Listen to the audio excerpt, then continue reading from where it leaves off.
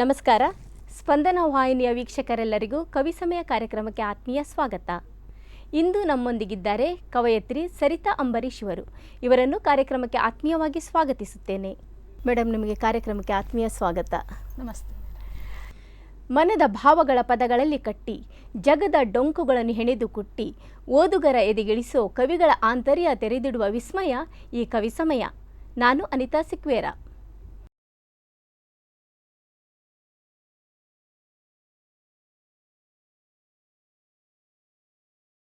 ಈಗ ಕಾರ್ಯಕ್ರಮದ ಶುರುವಿನಲ್ಲಿ ನಿಮ್ಮದೊಂದು ಚಿಕ್ಕ ಪರಿಚಯ ಮಾಡಿಕೊಡಿ. ಅಂದರೆ ನಿಮ್ಮ ಸಂಪೂರ್ಣ ಹೆಸರು ಮತ್ತು ನಿಮ್ಮ ಕುಟುಂಬ, ಊರು, ಇದರ ಬಗ್ಗೆ ಒಂದಿಷ್ಟು ನಮ್ಮ ವೀಕ್ಷಕರಿಗೋಸ್ಕರ ಹೇಳಿ. ನನ್ನ ಹೆಸರು ಸರಿತಾ ಅಂಬರೀಶ್ ಅಂತ. ನನ್ನ ಹುಟ್ಟೂರು ಉಡುಪಿ ಜಿಲ್ಲೆಯ ಬಾರಕೂರಿನ ಒಂದು ಗ್ರಾಮ ಸಂಕಾಡಿ ಅಂತ, ಕಾವಡಿ ಗ್ರಾಮದ ಸಂಕಾಡಿ ಅನ್ನುವ ಹಳ್ಳಿಯಲ್ಲಿ ನಾನು ಹುಟ್ಟಿ ಬೆಳೆದದ್ದೆಲ್ಲ ಅಲ್ಲಿ. ನನ್ನ ಪ್ರಾಥಮಿಕ ಶಿಕ್ಷಣ 1ರಿಂದ 7ನೇ ತರಗತಿ ತನಕ ಶ್ರೀಮತಿ ರುಕ್ಮಿಣಿ ಶೆಟ್ಟಿ ಸ್ಮಾರಕ ಶಾಲೆ ಹೇರಾಡಿ, 8ರಿಂದ 10ನೇ ತನಕ ಬಾರಕೂರು ನ್ಯಾಷನಲ್ ಪದವಿ ಪೂರ್ವ ಕಾಲೇಜೆಲ್ಲ ಆಯಿತು. ನಾನೀಗ ಇಲ್ಲಿ ಉಡುಪಿ ಜಿಲ್ಲೆಯ ಕುತ್ಪಾಡಿಯಲ್ಲಿ ವಾಸ. ಹೌದಾ? ಮತ್ತು ಮನೆಯಲ್ಲಿ ಯಾರೆಲ್ಲ ಇದ್ದಾರೆ? ಮನೆಯಲ್ಲಿ ನಾನು, ನನ್ನ ಯಜಮಾನರು, ಮಗಳು ಇದ್ದಾಳೆ ಶಮೀತಾ ಅಂತ, ಮತ್ತೆ ಅಣ್ಣ, ಅತ್ತಿಗೆ, ಮತ್ತೆ ಅವರ ಮಗ ಎಲ್ಲ ಒಟ್ಟಿಗಿದ್ದೀರಿ. ಮಗಳೇನು ಮಾಡ್ತಿದ್ದಾಳೆ? ಮಗಳು ಪ್ರಥಮ PUC PPCಯಲ್ಲಿ ಕಲಿತಿದ್ದಾಳೆ. ಮತ್ತೆ ನಿಮ್ಮ ವೃತ್ತಿ? ನನ್ನ ವೃತ್ತಿ, ನಾನು ಶ್ರೀ ಧರ್ಮಸ್ಥಳ ಮಂಜುನಾಥೇಶ್ವರ ಆಯುರ್ವೇದ ಆಸ್ಪತ್ರೆಯಲ್ಲಿ ನರ್ಸಿಂಗ್ ಅಸಿಸ್ಟೆಂಟ್ ಆಗಿ ಕಳೆದ 2.5 ವರ್ಷದಿಂದ ವರ್ಕ್ ಮಾಡ್ತೀನಿ. ಹೌದಾ? ಮತ್ತು ನಿಮ್ಮ ಬರವಣಿಗೆ ಬಗ್ಗೆ ನಾನು ಕೇಳಿದೆ, ಕತೆ ಕವನಗಳನ್ನೆಲ್ಲ ನೀವು ಬರೀತಾ ಇದ್ದೀರಿ. ಈ ಆಸಕ್ತಿ ಎಂದಿನಿಂದ ನಿಮ್ಮಲ್ಲಿ? ನನಗೆ ಹೈಸ್ಕೂಲಿಂದ ನಾನು ತುಂಬ ಓದ್ತಾ ಇದ್ದೆ ಮೊದಲಿಂದ ಸಹ. ನಾನು ಶಾಲೆಯ ಪಾಠ ಓದೋದಕ್ಕಿಂತ ಜಾಸ್ತಿ ಕತೆ ಕವನವೇ, ಕಾದಂಬರಿ, ಸಾಯಿಸುತ್ತೆ ಅವರದ್ದು, ಕೌಂಡಿನ್ಯ, ಉಷಾನವರತ್ರ, ನಾವು ಹಾಗೆಲ್ಲ ಅವರದ್ದು ಕಾದಂಬರಿ ಎಲ್ಲ ತುಂಬಾ ಓದುವ. ಹೈಸ್ಕೂಲ್ನಿಂದಲೇ ನಿಮ್ಗೆ ಓದುವಂತಹ ಹವ್ಯಾಸ ಇತ್ತು? ಹೌದು. ಕಾದಂಬರಿ ಪುಸ್ತಕಗಳನ್ನೆಲ್ಲ ತಂದು ಓದ್ತಾ ಇದ್ರಿ? ತುಂಬಾ ತರುವಷ್ಟು ನಮ್ಗೆ ಇದಿರ್ಲಿಲ್ಲ, ಬಡತನ ಇತ್ತು ಅವಾಗೆಲ್ಲ. ಹಾಗೆ ಅಲ್ಲ? ಹೌದು. ಹಾಗೆ ಯಾರಾದ್ರೂ ಹತ್ತಿರದ ಮನೆಯವರೆಲ್ಲ ತಂದ್ರೆ ಅವ್ರ ಹತ್ರ ಪರ್ಮಿಷನ್ ಕೇಳಿ ತಕೊಂಡು ಮಂಗಳ ಬುಕ್ ಎಲ್ಲ ತಂದು ಮನೆಯಲ್ಲಿ ತಂದು ಓದ್ತಾ ಇದ್ದೆ. 8ನೇ ತರಗತಿಯಲ್ಲಿರುವಾಗಲೇ ನಾನು ಒಂದು ಡೈರಿ ಬುಕ್ ಅಲ್ಲಿ ಒಂದು 4 ಸ್ಟೋರಿ ಶಾರ್ಟ್ ಚಿಕ್ಕದಾಗಿ ಬರ್ದಿಟ್ಟಿದ್ದೆ 8ನೇ ಕ್ಲಾಸ್ ಅಲ್ಲಿ ಇರುವಾಗಲೇ. ಅದನ್ನು ಹಾಗೆ ಇಟ್ಟಿದ್ದೆ, ಇವಾಗ್ಲೂ ಸಹ ಉಂಟು ನನ್ನ ಹತ್ರ. ಮತ್ತೆ ಬರೀತಿರ್ಲಿಲ್ಲ, ಈಗ ಪ್ರಚಾರಕ್ಕೆ ಬರುವ ಹಾಗೆ ಬರೀತಿರ್ಲಿಲ್ಲ, ಖಾಲಿ ಓದ್ತಾ ಇದ್ದೆ. ಯಾರ ಮನೆಗೆ ಹೋದ್ರೆ ಸಹ ಫಸ್ಟ್ ಏನಾದ್ರೂ ಬುಕ್ ಉಂಟಾ ಅಂತ ನೋಡಿ ರಿಕ್ವೆಸ್ಟ್ ಮಾಡಿ ಕೇಳಿ ತಕೊಂಡ್ ಬರ್ತಾ. ಅಂದ್ರೆ ಓದುದಂದ್ರೆ 8ನೇ ಕ್ಲಾಸಿಂದನೇ ಶುರುವಾಗಿತ್ತ ನೀವು? ಅಂದ್ರೆ ಹೈಸ್ಕೂಲ್ ನಿಂದ ಅಂತ? ಅವಾಗಿಂದ ಓದುವಂತ ಹವ್ಯಾಸ ಬಂತು. ಮತ್ತೆ ಅದನ್ನ ಬರ್ದ್ರಿ ಅಂತ ಹೇಳಿದ್ರಲ್ಲ ನೀವು, ಅದು ಸಹ ನೀವು ಪುಸ್ತಕವನ್ನು ಓದಿದ ನಂತರ ಪ್ರೇರಣೆಯಾಗಿ ಬರ್ದಿದ್ದು? ಅವ್ರು ಬರೀತಿದ್ದಾರೆ, ನಾನು ಬರಿಬಹುದಲ್ವಾ ಅಂತ ಅನಿಸಿತಾ? ಹೌದು. ಏನ್ ಬರ್ದ್ರಿ ಮೊದಲಿಗೆ? ನಾನೊಂದು ಹೆಣ್ಣಿನ ಬಗ್ಗೆ, ಒಂದು ಬಾಳು ಬೆಳಕಾಯಿತು ಅಂತ ಆ ಕತೆ ಬರ್ಕೊಂಡು ಹೋದೆ. ಅದರ ನಂತರ ಇತ್ತೀಚೆಗೆ ಒಂದು 5 ವರ್ಷದ ಹಿಂದೆ 32 ಸಂಚಿಕೆದ್ದು ಬಾಳು ಬೆಳಕಾಯಿತು, ಅದೊಂದು ದೊಡ್ಡದು ಮಾಡಿದೆ. ಸ್ವಲ್ಪ ಅಂದ್ರೆ ಕತೆ ಶಾರ್ಟ್ ಆಗಿ 8ನೇ ಕ್ಲಾಸ್ ಅಲ್ಲಿ ಬರ್ದಿಟ್ಟಿದ್ರಿ. ಅದಕ್ಕೆ ಶೀರ್ಷಿಕೆ ಎಲ್ಲ ಎಂತ ಕೊಟ್ಟಿರ್ಲಿಲ್ಲ. ನಂತರ ಒಂದು ಯುವ ಭಂಡಾರಿ ಜಗತ್ತು ಭಂಡಾರಿ ಬಳಗ ಅಂತ ಒಂದಿತ್ತು, ಅದಕ್ಕೆ ಜಾಯಿನ್ ಆದೆ. ಅದು ಸಾಹಿತ್ಯದ್ದೇ ಬಳಗ. ಅದರಲ್ಲಿ ತುಂಬಾ ಪ್ರೋತ್ಸಾಹ ಸಿಗ್ತಾ ಇತ್ತು ಬರೆಯುವವರಿಗೆ. ನನ್ಗೆ ಸಹ ಹೇಳಿದ್ರು, ನಿಮ್ಗೆ ಬರೆಯುವ ಟ್ಯಾಲೆಂಟ್ ಉಂಟು, ಬರೀರಿ ಮೇಡಮ್ ಅಂತ. ಹಾಗೆ ನೋಡುವ ಅಂತ ಒಂದು ಸಂಚಿಕೆ ಬರ್ದು ಹಾಕಿದೆ. ಇದನ್ನೇ ಮೊದಲು 8ನೇ ಕ್ಲಾಸ್ ಅಲ್ಲಿ ಬರ್ದಿರುವಂತ ಚಿಕ್ಕ ಕಥೆಯನ್ನ ಒಂದು ಸಂಚಿಕೆ ಮಾಡಿ ಬರ್ದು ಹಾಕಿದೆ. ಅಲ್ಲಿ ನಂಗೆ ತುಂಬಾ ಪ್ರೋತ್ಸಾಹ ಸಿಕ್ಕಿತ್ತು. ಅನಿಸಿಕೆ, ವಿಮರ್ಶೆ, ವಿಶ್ಲೇಷಣೆ ಎಲ್ಲ ಬರ್ತದೆ ಅದರಲ್ಲಿ. ತುಂಬಾ ಜನ ಪ್ರೋತ್ಸಾಹ ಮಾಡಿದ್ರು. ಮತ್ತೆ ಅದನ್ನು ಕಂಟಿನ್ಯೂ ಮಾಡಿದೆ. ಒಂದು 5-6 ಸಂಚಿಕೆಗೆ ಮುಗಿಸ್ಬೇಕು ಅಂತಿದ್ದೆ. ಅವರದೆಲ್ಲ ಪ್ರೋತ್ಸಾಹದಿಂದ 32 ಸಂಚಿಕೆ ತನಕ ಬರ್ದೆ. ಅದೇ ಅವರು ಬರೀರಿ ಅಂತ ನಿಮ್ಗೆ ಹೇಳಿದ್ರಲ್ಲ, ನಿಮ್ಮಲ್ಲಿ ಟ್ಯಾಲೆಂಟ್ ಇದೆ ಬರೀರಿ ಅಂತ, ಅದು ಅವ್ರಿಗೆ ಹೇಗೆ ತಿಳಿತು? ಅಂದ್ರೆ ನೀವು ಅಂದ್ರೆ ಬರ್ದು ಇಟ್ಟಿದ್ರಿ, ಅವ್ರು ಹೇಳಿದ ನಂತರ ನೀವು ಈ ನೀಳ್ಗತೆಯನ್ನು ಬರ್ದ್ರಿ ಅಂತ ಹೇಳಿದ್ರಿ, ಅದು ಹೇಗೆ ಅವ್ರಿಗೆ ಗೊತ್ತಾಯ್ತು? ಅವರಿಗೆ ಅಂದ್ರೆ ನನ್ನ ಅತ್ತೆ ಹೇಳಿದ್ರು ನನ್ಗೆ, ಮಾವನ ಹೆಂಡತಿ, ಒಂದು ಯುವ ಭಂಡಾರಿ ಜಗತ್ತು ಗ್ರೂಪ್ ಉಂಟು, ವಾಟ್ಸಪ್ ಗ್ರೂಪ್, ನಿನ್ಗೆ ಕತೆ ಎಲ್ಲ ಓದುದಂದ್ರೆ ತುಂಬಾ ಇಷ್ಟ ಉಂಟಲ್ವಾ, ನೀನ್ ಅದಕ್ಕೆ ಜಾಯಿನ್ ಆಗ್ತೀಯಾ ಕೇಳಿದ್ರು. ಆಯ್ತು ಹೇಳಿದೆ. ಜಾಯಿನ್ ಆದ ನಂತರ ನಮ್ಮವರೆಲ್ಲ ತುಂಬಾ ಜನ ಬರೀತಾ ಇದ್ರು ಕವನ ಎಲ್ಲ. ದಿನಕ್ಕೆ ಒಂದು 3-4 ಬರೆಯುವವರು ಇದ್ರು ಅದ್ರಲ್ಲಿ. ನನ್ಗೆ ಅವಾಗ ಇವ್ರು ಹೇಗೆ ಬರೀತಾರೆ, ಇವ್ರಿಗೆ ಎಲ್ಲಿಂದ ಸಿಗ್ತದೆ ಪದಗಳು ಅಂತ ಯೋಚನೆ ಮಾಡ್ತಾ ಇದ್ದೆ. ನಾನು ಸಹ ಪ್ರೋತ್ಸಾಹ ಸಿಂಬಲ್ ಮೂಲಕ ಅವರಿಗೆ ಪ್ರೋತ್ಸಾಹ ಕೊಡ್ತಾ ಇದ್ದೆ. ಬರೀಲಿಕ್ಕೆಲ್ಲ ಭಯ ನಂಗೆ. ಭಯ ಆಗ್ತಿತ್ತು. ಅಲ್ಲ, ಯಾವುದ್ರಲ್ಲಿ ಅಂತ ಹೇಳಿದ್ ನೀವು? ವಾಟ್ಸಪ್ ಅಲ್ಲಿ ನೀವು ಬರೀತಿರೋದ್ ಬಗ್ಗೆ. ಆವಾಗ ಬೇರೆಯವ್ರು ಹೇಳಿದ್ರು, ನೀವು ಸಹ ಬರೀತೀರಿ, ಬರಿಬಹುದು, ನೀವೇನಾದ್ರೂ ಒಂದ್ 2 ಅಕ್ಷರದಲ್ಲಿ ಬರ್ದು ನೋಡಿ ಅಂತ. ಆಮೇಲೆ ನಾನು ಬೇರೆಯವ್ರು ಬರೆದ ಕತೆಗೆ ಅನಿಸಿಕೆ ಬರೀಲಿಕ್ಕೆ ಸ್ಟಾರ್ಟ್ ಮಾಡಿದೆ, ವಿಮರ್ಶೆ ಹಾಗೆ ಸ್ಟಾರ್ಟ್ ಮಾಡಿದೆ. ಅದಕ್ಕೆ ಹೇಳಿದ್ರು, ನೀವು ಇಷ್ಟು ಚೆನ್ನಾಗಿ ಅನಿಸಿಕೆ ವಿಮರ್ಶೆ ಬರೀತೀರಿ, ನೀವೇ ಯಾಕೆ ಕತೆ ಬರೀಬಾರದು ಅಂತ. ಆವಾಗ ಮತ್ತೆ ನಾನು ಆ ಪುಸ್ತಕ ಡೈರಿ ಬುಕ್ ಅನ್ನು ಓಪನ್ ಮಾಡಿದ್ದೆ. ಅದರ ನಂತರ ಆಗ ನಿಮ್ಗೆ ಸ್ಫೂರ್ತಿ ಆಯ್ತು, ನಾನು ಸಹ ಬರೀಬಹುದು ಅಂತ. ಆಕ್ಚುಲಿ ಬೇರೆಯವರ ಬರಹವನ್ನು ಓದುದು, ವಿಮರ್ಶೆ ಮಾಡೋದು, ಅದು ನಿಜವಾಗಿ ದೊಡ್ಡ ಒಂದು ಪ್ರತಿಭೆ ಅಂತಾನೆ ಹೇಳ್ಬೋದು. ಯಾಕಂದ್ರೆ ನಾವೇನೋ ಬರೀಬಹುದು, ಆದ್ರೆ ಇನ್ನೊಬ್ಬರನ್ನು ಓದಿ ಅದೇ ಅರ್ಥ ಮಾಡಿಕೊಂಡು ಅನಿಸಿಕೆ ಹೇಳುದು ನಿಜವಾಗಿ ತುಂಬಾ ಕಷ್ಟ ಅಂತಾನೆ ಹೇಳ್ಬೋದು. ಆ ಪ್ರತಿಭೆ ನಿಮ್ಮಲ್ಲಿ ಇತ್ತು.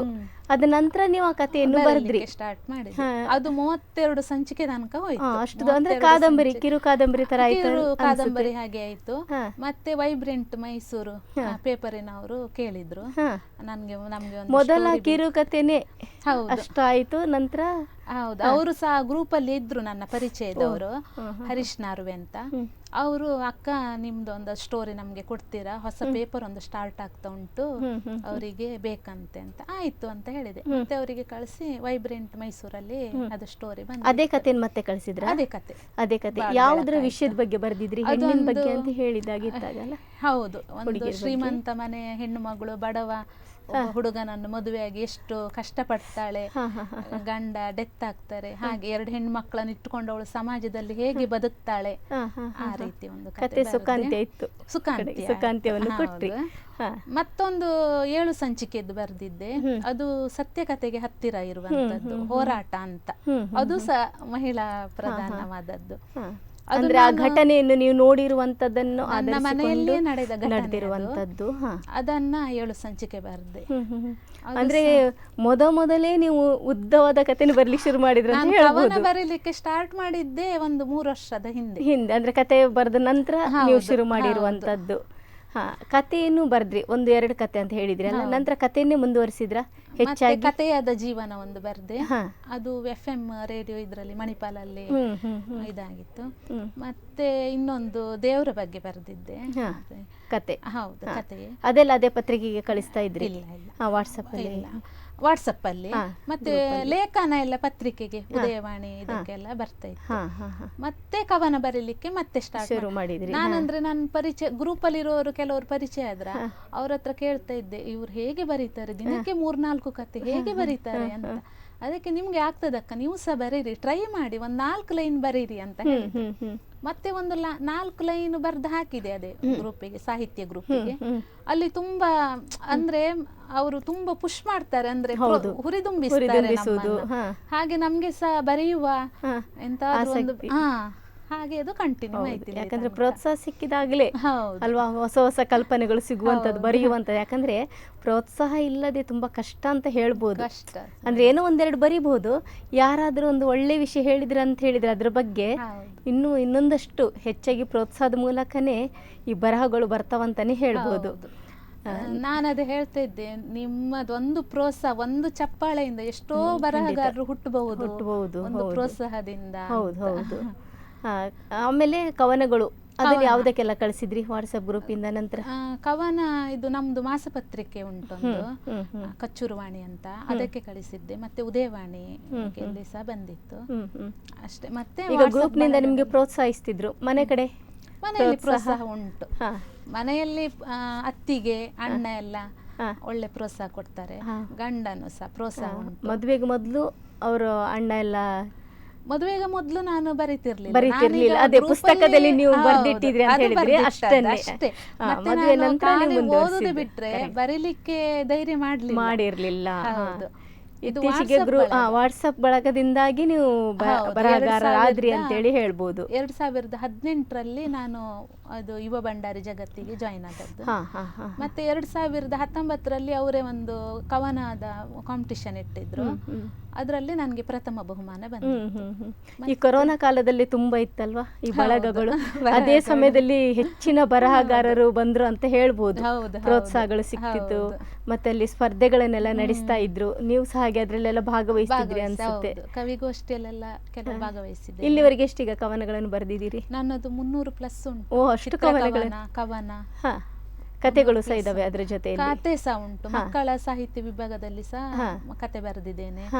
ಮತ್ತೆ ಹನಿಗವನ ಎಲ್ಲ ಬರೆದಿದ್ದೇನೆ. ಹನಿಗವನ ಎಲ್ಲ ಸ್ವಲ್ಪ, ಚಿತ್ರಕವನ ಮತ್ತೆ ಬೇರೆ ಬೇರೆ ಪ್ರಕಾರಗಳಲ್ಲಿ ನೀವು ಪ್ರಯತ್ನಿಸಿದ್ರಿ ಎಲ್ಲ ಸಹ.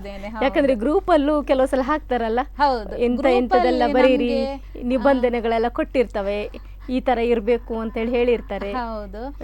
ಭತ್ತದ ತೊರೆ ಬಳಗ ಉಂಟಲ್ಲ, ಅದು ನಮ್ದು ಕ್ಲಾಸ್ಮೇಟ್ ಚಂದ್ರಿಕಾ ಬೈರಿ ಅವರು ಜಾಯಿನ್ ಮಾಡಿದ್ ನನ್ನನ್ನು ಅದಕ್ಕೆ.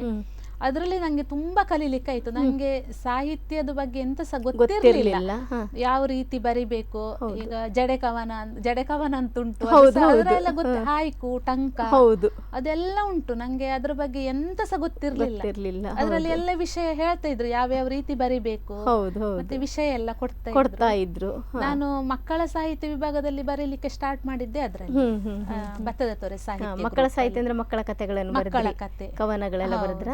ಮಕ್ಕಳ ಶಿಶುಗೀತೆ, ಭಾವಗೀತೆ ಎಲ್ಲ ಬರ್ತಿದ್ದೇನೆ. ಎಲ್ಲ ಬರೆದು ಇಟ್ಟಿದ್ದೀರಿ ಈಗ? ತುಂಬಾ ಪುಸ್ತಕ ಮಾಡುವಂತ ಯೋಚನೆ ಏನಾದ್ರು? ಆಸೆ ಉಂಟು, ಮಾಡ್ಬೇಕು ಅಂತೇಳಿ. ಮುಂದೊಂದಿನ ಮಾಡ್ತೀರಿ? ಯಾವುದನ್ನ ಮಾಡ್ಬೇಕು ಅನ್ಕೊಂಡಿದ್ದೀರಿ? ಕವನ ಸಂಕಲನ ಮಾಡ್ಬೇಕಂತ ಹೇಳಿ. ಆಮೇಲೆ ಇದು ಈ ಬರವಣಿಗೆ ಕ್ಷೇತ್ರ ಬಿಟ್ಟು ಬೇರೆ ಯಾವುದ್ರಲ್ಲಿ ಆಸಕ್ತಿ ಉಂಟು? ಓದುದು, ತುಂಬಾ ಓದುವಂತದ್ದು. ನೀವು ಇದುವರೆಗೆ ಇಷ್ಟಪಟ್ಟಂತಹ ಬರಹಗಾರರು? ಸಾಯಿಸುತ್ತೆ ಅವರದ್ದೇ ಜಾಸ್ತಿ ಓದ್ತಾ ಇದ್ರಿ ಅನ್ಸುತ್ತೆ. ಅವರದ್ದು ಕೌಟುಂಬಿಕ ಸ್ಟೋರಿಯೇ ಬರ್ತಾ ಇದ್ದು. ಹೌದು. ಉಷನವರತ್ರನ ಅದೆಲ್ಲ ಓದ್ತಾ ಇದ್ರಿ ನೀವು?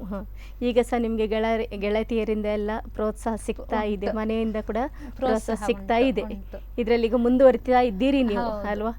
ನಾನು ಇವಾಗ ಕತೆ ಎಲ್ಲ ಇದು ಕತೆ ಕವನ ಎಲ್ಲ ಬರೆದ್ರೆ ನನ್ನ ಮಗಳ ಪೇಜಲ್ಲಿ ಬರೀತೇನೆ. ಅವಳ ಹತ್ರ ಕೇಳ್ತೇನೆ ಹೇಗಾಗಿದೆ ಅಂತ. ಅವಳು ಸರಿ ಇದ್ರೆ ಸರಿ ಉಂಟು ಅಮ್ಮ ಹೇಳ್ತಾಳೆ, ಸರಿ ಇಲ್ಲ ಅಂದ್ರೆ ಕಡ್ಡಿ ಮುರಿದ ಹಾಗೆ ಪಾಠ ಬರ್ದ ಹಾಗೆ ಉಂಟು ಕರೆಕ್ಟ್ ಆಗಿ ಹೇಳ್ತಾರೆ. ಯಾಕಂದ್ರೆ ಅಮ್ಮ ಅಲ್ವಾ, ಬೇರೆಯವ್ರಿಗಾದ್ರೂ ಕೆಲವು ಸಲ ಹಾಗೆ ಆಗ್ತದೆ, ಬೇರೆಯವ್ರಿಗೆ ಬೇಜಾರಾಗುತ್ತೆ ಏನೋ ಅಂತ ಹೇಳಿ ಚೆನ್ನಾಗಿದೆ ಅಂತ ಹೇಳ್ತಾರೆ. ಆದ್ರೆ ಅಮ್ಮ ಅಂದಾಗ ಹಾಗೆ ಹೇಳಲಿಕ್ಕೆ ಆಗುದಿಲ್ಲ ಅಲ್ಲ, ಯಾಕಂದ್ರೆ ಬೇರೆಯವರ ಪ್ರತಿಕ್ರಿಯೆಗಳೆಲ್ಲ ಪ್ರೋತ್ಸಾಹಿಸುವುದೆಲ್ಲ ನೋಡ್ಬೇಕಾಗತ್ತೆ ಅಲ್ವಾ? ಫೇಸ್ಬುಕ್ ಅಲ್ಲೆಲ್ಲ ಹಾಕ್ತಿದ್ದೀರಾ? ಫೇಸ್ಬುಕ್ ಅಲ್ಲೆಲ್ಲ ಇಲ್ಲ, ನೀವು ವಾಟ್ಸಪ್ ಅಲ್ಲಿ ಮಾತ್ರ ಬರೀತಾ ಇದ್ದೀರಿ. ಹಾಗೆ ನಿಮ್ಮ ಒಂದು 2-3 ಕವನಗಳನ್ನು ನಮ್ಮ ವೀಕ್ಷಕರಿಗೋಸ್ಕರ ವಾಚನ ಮಾಡಿ. ಕವನದ ಶೀರ್ಷಿಕೆ ಅಂದು ಇಂದು. ಅಂದು ಮಾಡಬೇಕಾಗಿತ್ತು ಸತ್ಯಾಗ್ರಹ ತಮ್ಮತನವನ್ನು ಉಳಿಸಿಕೊಳ್ಳಲು, ಇಂದು ಮಾಡಬೇಕಾಗಿದೆ ಸತ್ಯಾಗ್ರಹ ನಮ್ಮನ್ನು ನಾವು ಉಳಿಸಿಕೊಳ್ಳಲು. ಬ್ರಿಟಿಷರ ದಬ್ಬಾಳಿಕೆಯಿಂದ ಮುಕ್ತಿಗಾಗಿ ಸತ್ಯಾಗ್ರಹವೊಂದು ನಮ್ಮನ್ನು ನಾವು ಉಳಿಸಿಕೊಳ್ಳಲು ಮಾಡುತ್ತಿದ್ದೇವೆಂದು ಸತ್ಯಾಗ್ರಹವನ್ನು. ಜನಹಿತ ದೇಶಹಿತಕ್ಕಾಗಿ ನಡೆಯುತ್ತಿತ್ತಂದು ಸತ್ಯಾಗ್ರಹ, ಸ್ವಲಾಭ ಪ್ರಚಾರದ ಆರ್ಭಟಕ್ಕಾಗಿ ನಡೆಯುತ್ತಿದೆಯೆಂದು ನಿತ್ಯಾಗ್ರಹ. ಬಡವನ ಗೋಳನ್ನು ಕೇಳೋರಿಲ್ಲ, ಸಿರಿವಂತನ ಸತ್ಯಾಗ್ರಹ ಮುಗಿಯೋದಿಲ್ಲ. ಅಂದಿತ್ತು ಜನಹಿತವ ಕಾಪಾಡೋ ಸತ್ಯಾಗ್ರಹ, ಇಂದಿದೆ ಸ್ವಹಿತವ ಕಾಪಾಡಿಕೊಳ್ಳೋದಕ್ಕಾಗಿ ಸತ್ಯಾಗ್ರಹ.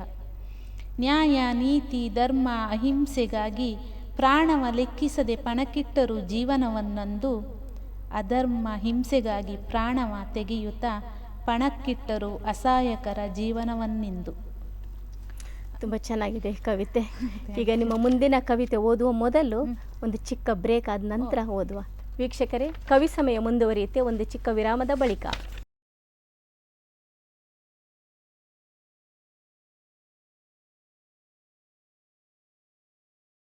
ಕವಿ ಸಮಯಕ್ಕೆ ಮತ್ತೆ ಸ್ವಾಗತ. ಮೇಡಮ್, ಮುಂದಿನ ಕವಿತೆ? ಕವನದ ಶೀರ್ಷಿಕೆ ಕತ್ತಲ ಕೂಪ. ಜನುಮ ನೀಡಿದಳು ತಾಯಿ ನೆತ್ತರ ಬಸಿದು ಕರುಳ ಕುಡಿಗೆ, ನೋವಲ್ಲು ನಕ್ಕಳು ತನ್ನ ಕರುಳ ಬಳ್ಳಿಯ ಮೊದಲ ಅಳು ಬೀಳಲು ಕಿವಿಗೆ.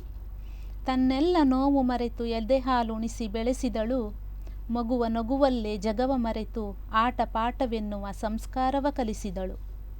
ಬೆಳೆಯುತ್ತ ಬೆಳೆಯುತ್ತ ಹಲವಾರು ಬದಲಾವಣೆ ಮಗುವಿನಲ್ಲಿ, ನೋಡಿದ ತಾಯಿಗೆ ಭಯಾಶ್ಚರ್ಯದ ಜೊತೆಗೆ ಕತ್ತಲಾವರಿಸಿದ ಅನುಭವ ಮನದಲ್ಲಿ. ತಾನು ಜನುಮ ನೀಡಿದ್ದು ಅವನಲ್ಲ ಅವಳಿಗೆ, ಅವನಲ್ಲ ಅವಳು ಎನ್ನುವ ಕಹಿ ಸತ್ಯ ಸಹಿಸದಾಯಿತು ಮಾತೃವಡಲಿಗೆ. ಹೆತ್ತಬ್ಬೆಯ ಹೃದಯ ಕಲ್ಲಾಯಿತು ಚಿಚ್ಚು ಮಾತಿಗಂಜಿತು ಸಮಾಜದೊಳು. ಹೆತ್ತೊಡಲ ನೋವ ಔಡುಗಚ್ಚಿ ನೂಕಿಯೇ ಬಿಟ್ಟಳು ಕತ್ತಲ ಕೂಪದೊಳು. ಹೆತ್ತಬ್ಬೆಗೆ ಬೇಡವಾದ ಮೇಲೆ ಸಮಾಜವು ಒಪ್ಪುವುದೇ? ಜರಿಯುವುದು ನಗುವುದು ಅವನಲ್ಲ ಅವಳು ಒಂದು ಜೀವ ಎನ್ನುವುದ ತಿಳಿಯದೆ. ದುಷ್ಟ ಸಮಾಜದಲ್ಲಿ ಬದುಕುವುದೇ ದುಸ್ತರ, ಇನ್ನು ಬೆರೆಯುವ ಮಾತೆಲ್ಲಿ? ದೇವರ ಆಟವೋ ಹಿರಿಯರ ಶಾಪವೋ ಯಾರಿಗೂ ಬೇಡವಾದರವರು ಮಂಗಳಮುಖಿಯರು ಬದುಕಲಿ. ಸಮಾಜದ ತಾತ್ಸಾರವ ಮೆಟ್ಟಿ ಸಾಧಿಸಿದವರು ತೃತೀಯಲಿಂಗಿಗಳು. ಸೃಷ್ಟಿಕರ್ತನ ಸೃಷ್ಟಿಯಲ್ಲಿ ಎಲ್ಲರಂತೆಯೇ ಅವರು ಮನುಷ್ಯರು ಎನ್ನುವುದ ಅರಿತು ಬಾಳೋಣ ಮೊದಲು. ತುಂಬ ಬೇಸರ, ನೋವು ಎಲ್ಲ ಇದೆ. ಈ ಕವಿತೆ ಬರೆಯಲು ಕಾರಣ ಏನಾದರೂ ಇದೆಯಾ? ತೃತೀಯಲಿಂಗಿ ಅವರ ಬಗ್ಗೆ ನಾವು ಯಾವಾಗಲೂ ನ್ಯೂಸಲ್ಲೆಲ್ಲ ನೋಡ್ತಾ ಇರ್ತೀವಿ. ನ್ಯೂಸಲ್ಲಿ ಅಂತಲ್ಲ, ನಾವು ಇಲ್ಲಿ ಉಡುಪಿಯಲ್ಲಿಯೇ ನೋಡ್ಬೋದು. ಬಸ್ ಸ್ಟ್ಯಾಂಡ್ ಅಲ್ಲಿ ಎಲ್ಲ ಬಸ್ಸಲ್ಲಿ ಹೋಗುವಾಗೆಲ್ಲ ಅವರದ್ದು ಸ್ಥಿತಿ ನೋಡುವಾಗ ತುಂಬಾ ಬೇಸರ ಆಗ್ತದೆ ಮನಸ್ಸಿಗೆ.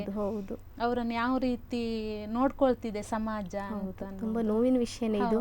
ಈ ತರ ಕವಿಗಳು ತಮ್ಮ ಬರವಣಿಗೆ ಮೂಲಕ ಈ ತರ ಹೊರ ಹಾಕಿದ್ರೆ ಅವರ ನೋವುಗಳನ್ನು ನಿಜವಾಗಿ ಜನ ಸ್ಪಂದಿಸಬಹುದು ಅಂತ ಅನಿಸ್ತದೆ. ಸ್ಪಂದಿಸ್ಲಿ ಅಂತ. ಖಂಡಿತ ಹೌದು, ತುಂಬಾ ಚೆನ್ನಾಗಿದೆ ಕವಿತೆ. ಕವನದ ಶೀರ್ಷಿಕೆ ಅಪ್ಪ. ಬದುಕೆಂಬ ಸಾಗರದಲ್ಲಿ ಕಷ್ಟ ಸುಖಗಳ ಅಲೆಯಲ್ಲಿ ಈಜುವವನು, ಸಂಸಾರದ ಬಂಡಿ ಸಾಗಿಸಲು ಹಗಲಿರುಳು ಬೆವರ ಸುರಿಸುವವನು, ತನ್ನವರ ಬದುಕಲಿ ನಗುವ ತುಂಬಿ ತಾನು ನಗುವವನು, ಮನದ ನೋವ ಅದುಮಿ ಮುಖದಲ್ಲಿ ನಗುವಿನ ಮುಖವಾಡ ಧರಿಸುವವನು, ತನ್ನವರಿಗಾಗಿ ನೆತ್ತರ ಹರಿಸಿ ಮಂದಹಾಸ ಬೀರುವವನು, ಕರೆಯುವರು ಅವನ ಮನೆ ಯಜಮಾನನಂತೆ, ಮಾಡುವನು ತನ್ನವರ ಸೇವೆಯ ಜವಾನನಂತೆ, ಯಾರಿಗೂ ಕಾಣಿಸದವನ ಕಷ್ಟ ನೋವು ದುಃಖ ಅರಗಿಸಿಕೊಳ್ಳುವನು ಯಾರಲ್ಲೂ ಹೇಳಲಾರದ ಒಡವ ನೋವ, ಶ್ರೀಗಂಧದಂತೆ ತೇದು ತನ್ನವರ ನಗುವ ಬಯಸುವ ಕಾಮಧೇನು, ಭಾಸ್ಕರನಂತೆ ತಾನುರಿದು ಮನೆಯ ಬೆಳಗುವ ನಂದಾದೀಪ ಅಪ್ಪ. ತುಂಬ ಚೆನ್ನಾಗಿದೆ. ಅಪ್ಪನ ನೋವುಗಳು ಯಾರಿಗೂ ಅರ್ಥ ಆಗೋದಿಲ್ಲ, ನುಂಗಿಕೊಂಡೇ ಇರ್ತಾರೆ ಒಳಗೆ. ಅವರು ಮನಸ್ಸಲ್ಲಿ ಎಷ್ಟು ನೋವಿದ್ರು ಕೂಡ ಹೊರಗಡೆ ಹಾಕೋದಿಲ್ಲ. ಹೌದು, ಯಾಕಂದ್ರೆ ಮನೆಯವ್ರು ನೊಂದುಕೊಳ್ತಾರಲ್ಲ ಅಂತ ಹೇಳಿ ಅವರು ಅನುಭವಿಸ್ತಾರೆ ಒಳಗೊಳಗೆ. ನೋಡುವವರಿಗೆ ಗೊತ್ತಾಗುದಿಲ್ಲ ಅಪ್ಪ ಎಷ್ಟು ನೋವು ಅನುಭವಿಸ್ತಿದಾರ ಅಂತ ಹೇಳಿ. ಅಂದ್ರೆ ನೇರವಾಗಿ ಒಮ್ಮೆ ಹೇಳ್ಬಿಡ್ತಾರೆ ಇವ್ರಿಗೆ ಏನ್ ಅನ್ಸುದೇ ಇಲ್ಲ ಅಂತ ಹೇಳಿ. ಯಾಕಂದ್ರೆ ಮನೆಯವರಿಗೋಸ್ಕರ ಹಾಗೆ ಅನ್ಕೊಳ್ತಾರೆ, ಎಂತಾದ್ರೂ ತೋರ್ಪಡಿಕೆ ಇಲ್ಲ. ಯಾಕಂದ್ರೆ ಹೊರಗಡೆ ಏನಾದ್ರೂ ಘಟನೆಗಳೆಲ್ಲ ನಡೆದಾಗ ಹೆಂಡತಿ ಮಕ್ಕಳು ಹೆದರ್ಕೊಳ್ತಾರಂತ ಹೇಳುದೇ ಇಲ್ಲ ಹೆಚ್ಚಾಗಿ ಗಂಡಸರು. ತುಂಬ ಚೆನ್ನಾಗಿದೆ ಕವಿತೆ. 3 ಕವಿತೆಗಳು ತುಂಬ ಚೆನ್ನಾಗಿದ್ವು. ಮತ್ತು ಈಗ ಈ ಬರವಣಿಗೆ ಕ್ಷೇತ್ರ ಅಂದಾಗ ಏನು ಅಂದರೆ ಒಂದು ಬರೆದಾಗ ಸಹ ನಮಗೆ ಖುಷಿ ಸಿಗುವಂಥ ಇದೆ, ಸಂತೋಷ ಅಂಥದ್ದು ಏನಾದರೂ ಮರೆಯಲಾರದ ಕ್ಷಣಗಳು ಅಂಥೇಳಿ ಏನಾದರೂ ಇದೆಯಾ? ಸಾಹಿತ್ಯಕ್ಕೆ ಸಂಬಂಧಪಟ್ಟ ಹಾಗೆ ಖುಷಿ ಕೊಟ್ಟದ್ದು ನಿಮಗೆ, ಖುಷಿಯ ಕ್ಷಣಗಳು ತುಂಬ. ಅಂದರೆ ಬರವಣಿಗೆ ಅನ್ನೋದು ಯಾವಾಗಲೂ ಖುಷಿ ಕೊಡುತ್ತೆ, ಆದರೆ ಕೆಲವೊಂದು ಮರೀಲಿಕ್ಕೆ ಆಗೋದಿಲ್ಲ, ಅಷ್ಟು ಖುಷಿ ಕೊಡುತ್ತೆ. ಅಂಥ ಕ್ಷಣ ಏನಾದರೂ ಇದೆಯಾ? ಅಂಥ ಕ್ಷಣ ಅಂತ ಹೇಳಿದರೆ ನಾನು ಬರೆದಿರುವಂಥದ್ದು, ಈಗ ಅವರು ಕೇಳಿದರು ಮೈಸೂರು ಪೇಪರಿನವರು, ನಾನು ಯಾವತ್ತೂ ಸಹ ನಾನಾಗಿಯೇ, ನನಗೆ ಅವಕಾಶಕ್ಕೆಲ್ಲ ನಾನಾಗಿಯೇ ಹೋಗುವುದು ಕಡಿಮೆ, ಹಾಗೆ ಅವರಾಗಿಯೇ ಕರೆದು. ಮೊನ್ನೆ ಸಹ ಈಗ ಒಂದು ಲೇಖನ ಹೇಳಿದ್ರು, ಮೇಡಮ್ ಮೊನ್ನೆ ಒಂದು ಲೇಖನ ಕಳಿಸಿಕೊಡಿ ಉದಯವಾಣಿ ಪೇಪರಿಗೆ ಅಂತ. ಅದು ಸಿಕ್ಕ ಬಯಸದೆ ಬಂದಿದ್ದು ನಿಜವಾಗಿ ಅದು ತರ ಖುಷಿ, ಅದು ಮರೀಲಿಕ್ಕೆ ಆಗುದಿಲ್ಲ. ಏನಾದ್ರೂ ಬೇಸರ ಬಂದಾಗ್ಲೂ ಆ ಮಾತುಗಳು ಸ್ಫೂರ್ತಿ ತುಂಬಿಸ್ತಾ ಇರ್ತದೆ. ಹಾಗೆ ಕೆಲವೊಂದ್ಸಲ ಬೇಸರ ದುಃಖದ ಕ್ಷಣಗಳು ಸಹ ಎದುರಾಗ್ತವೆ ಸಾಹಿತ್ಯ ಬರವಣಿಗೆ ಅಂದಾಗ. ಅಂಥದ್ದು ಏನಾದ್ರೂ ಅನುಭವ ಆಗಿದೆಯಾ? ಅಂಥದ್ದು ನನ್ನ ಕೆಲವು ಕವನಗಳನ್ನೆಲ್ಲ ಬೇರೆಯವರು ಅವರ ಹೆಸರಲ್ಲಿ ಹಾಕೊಂಡಿದ್ದಾರೆ. ಅದು ಅವರ ಹೆಸರಲ್ಲಿ ಅದನ್ನ ನಿಮ್ಗೆ ಗೊತ್ತಾಯ್ತು? ಅದು ನನ್ಗೆ ಗೊತ್ತಾಯ್ತು, 1-2-3 ಸರ್ತಿ ಆಗಿದೆ ಹಾಗೆ. ಅವಾಗ ಸ್ವಲ್ಪ ಮನಸ್ಸಿಗೆ ಬೇಜಾರಾಗ್ತದೆ. ವಾಟ್ಸಪ್ ಅಲ್ಲಿ ಕಳಿಸಿದ್ದು ತೆಗ್ದಿದ್ದಾರೆ. ವಾಟ್ಸಪ್ ಅಲ್ಲಿ ನಾನು ಹಾಕಿದ್ದನ್ನ ನನ್ನ ಹೆಸರನ್ನ ತೆಗೆದು ಅವ್ರ ಹೆಸರನ್ನ ಹಾಕೊಂಡು ಅವ್ರ ಹೆಸರು ಸೇರಿಸಿದ್ದಾರೆ. ಅವ್ರ ಹೆಸರು ನೀವು ಕೇಳಲಿಲ್ವಾ? ಕೇಳಿದೆ ನಾನು. ಏನಂದ್ರು? ಅದಕ್ಕೆ ಅದೆಲ್ಲ ಈಗ ತೊಂದ್ರೆ ಇಲ್ಲ, ಎಂತ ಆಗುದಿಲ್ಲ.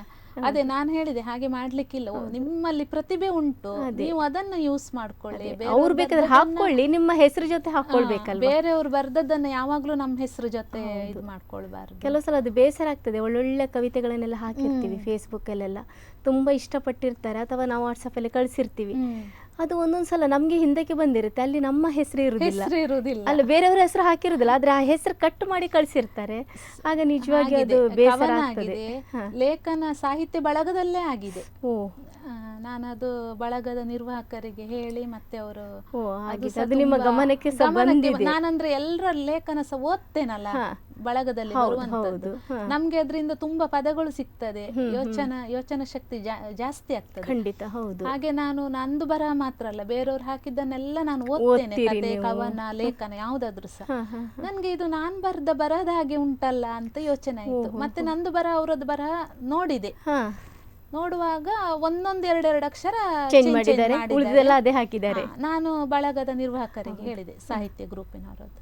ಈ ತರ ತುಂಬಾ ಆಗಿದೆ ಗ್ರೂಪ್ಗಳಲ್ಲಿ, ತುಂಬಾ ಜನರು ಈ ತರ ಅಂದಿದ್ದಾರೆ. ಅಂದ್ರೆ ಹೆಸರನ್ನು ಬದಲಾಯಿಸಿಕೊಂಡು ಅಥವಾ ಹಿರಿಯ ಕವಿಗಳದೆಲ್ಲ ಯಾವ್ದು ಕಾಂಪಿಟೇಷನ್ ಅಲ್ಲೆಲ್ಲ ಅದನ್ನೇ ಹೇಳುವಂತದೆಲ್ಲ ಮಾಡಿದ್ದಾರೆ.